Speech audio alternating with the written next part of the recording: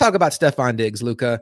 It's been an interesting offseason already for the Bills' #1 wide receiver. And it really dates back to that Bengals playoff loss where there was the sideline altercation with Josh Allen, where Diggs was visibly frustrated. We had seen several other instances throughout the season. He got frustrated against the Browns, and McDermott had to kind of reel him in. He was very emotional in the Lions game. He got frustrated in the Miami game before Christmas, screaming, give me the ball, give me the ball. Just a frustrating end to his season. And then Diggs left the locker room early, did not speak to the media after the game, did not speak at locker cleanout the next day. And the next time we heard from Diggs publicly was Radio Row at the Super Bowl. And, Super Bowl, so you figure 2.5 weeks by the time he's on the Radio Row interviews since the season ended. Diggs did not sound to me like a player that was over it. Not that you'd want him to be, but he sounded to me like he was still frustrated by how the season ended. He made reference to the point of, we had been playing a certain way up until about week 9 of the season, and then all of a sudden we stopped doing the things we were good at. And he was asked a question of, what do the Bills have to do to get over the hump? And he was like, I don't know. It's been 3 years. I don't have the answer for that. He entertained the question about going to play with his brother in Dallas, Trayvon Diggs, and he didn't shoot that down. But I mean, what's he supposed to say? And, and then you want to add another layer to it. And this, if you follow Stefon Diggs' career, this is nothing new, but given everything I just laid out, it certainly is not comfortable. Diggs has been tweeting some cryptic tweets out there. I have his timeline pulled up here. In the last couple of days, even, he says something of, I stay out of the way and mind my business.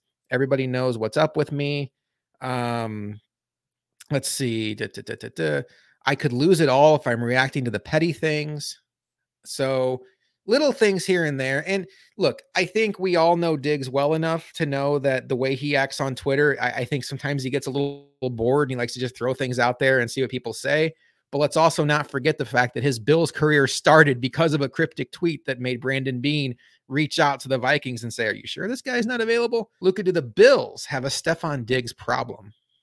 No, but I say that with not 100% confidence, and kind of where my head is at with this whole Diggs thing, because it obviously blew up when you made a beautiful thread that just highlighted the Radio Row visits and every word he said and stuff. And I was even following with all of that to just, I thought you were doing a better job than even some, media was kind of putting it out there. And it just highlighted every kind of word that he's saying, because seeing it in text is a lot different than seeing it in tone. So then I was like, I would see the couple things. I'd be like, I got to find a video of this because I need to see what tone he said this in. And to me, every time he spoke, everything was honest. It was hard on the sleeve.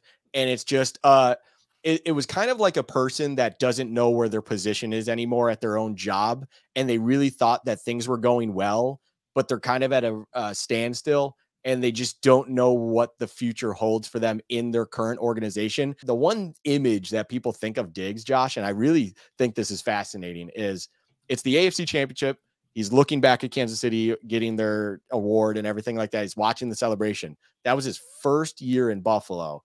And after that point, it's technically been a decline, slowly, but it's been a decline. And that is what it's brought him to this point mentally, where it's like, it seemed like we were so close in 2020 or the 2021 playoffs.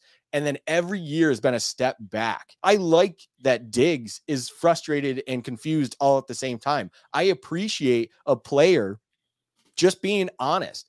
It's not a cookie cutter answer. It's not something a PR department or his agent handed him. It was just him off the cuff, letting it be known how he feels about everything. I want one person out there to tell me where anything he said is just flat out a lie or just has no backing and no foundation or anything. It's all absolutely spot on.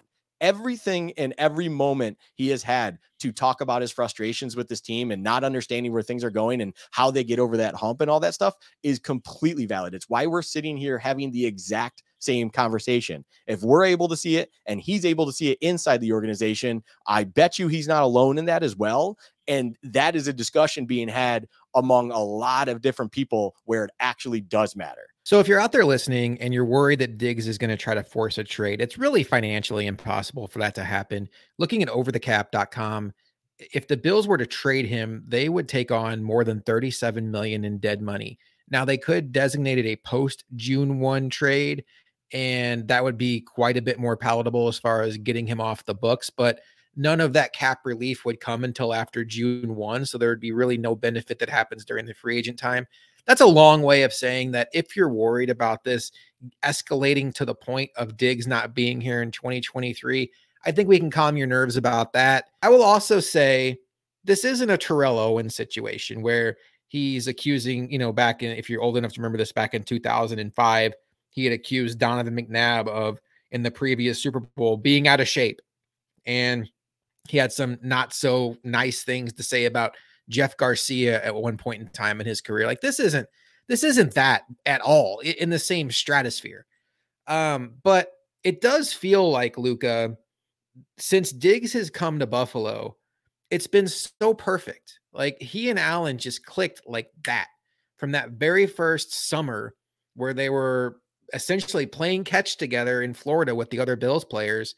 And then I know that they played Warzone together and that was how they bonded.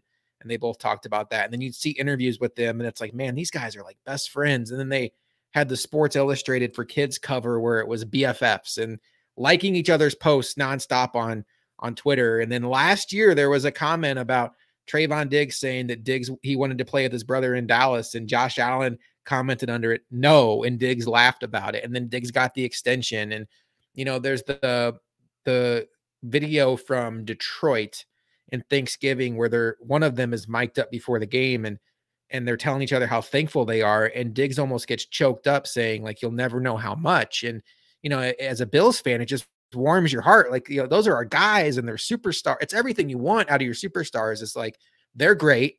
They love each other and we can't get enough of it. It's awesome to see. It feels like we're a little ways from that right now.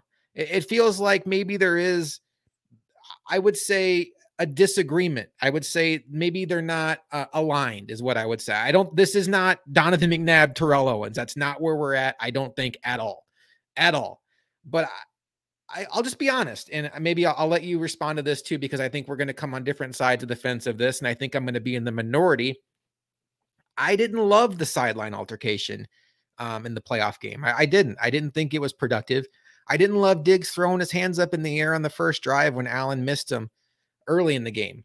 I really didn't love him not sticking around and speaking at his post-game press conference and then doubling down and not speaking at locker cleanout. And I understand everything everybody says about, oh, he's a competitor and he took it hard.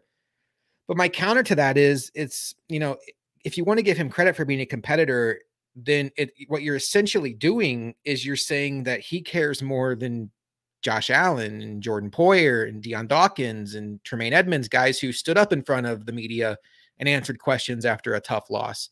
I mean, think about Jordan Poyer. Like in his mind, this is his last game in a Bills uniform unless things go right in free agency.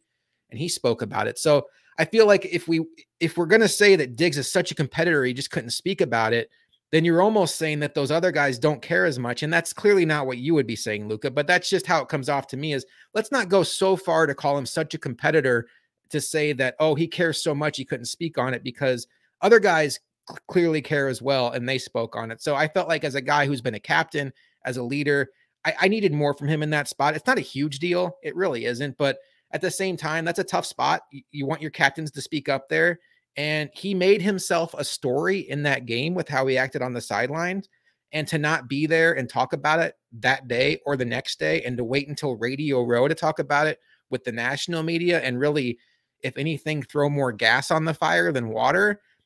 I didn't love it, Luka. People grieve differently. People handle high stress moments differently. People handle those moments differently. I like people being authentic to who they are.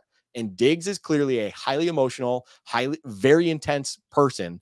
And especially in these big, significant moments, it probably gets to him so much. And I can understand people not liking that. It's your argument, what you just said. is valid. Like, everyone's allowed to feel the way they do about it. You know, it's what makes you who you are compared to who the person you are being critical of. Your entire season and everything you do just suddenly came to a stop, and it died. And that is how he handled it in that moment in time. And it's probably just been building ever since that first year here in Buffalo. And maybe if you want to talk about him and Josh, and like you said, like for a long time, it seemed like they were just so tight and close and everything was perfect.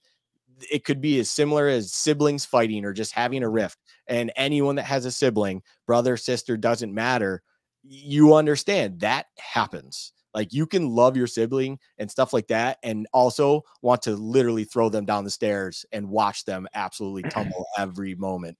In all reality, it's just, you know, time will heal it. Time will just, it'll move on, whether you like it or not. And hopefully in 5-6 months time, we're not even thinking about this. This isn't even on the back of our mind. We almost forget about it unless we were to listen back to this episode and hear us talk about it like that. That's, to me, what I think this moment can inevitably become.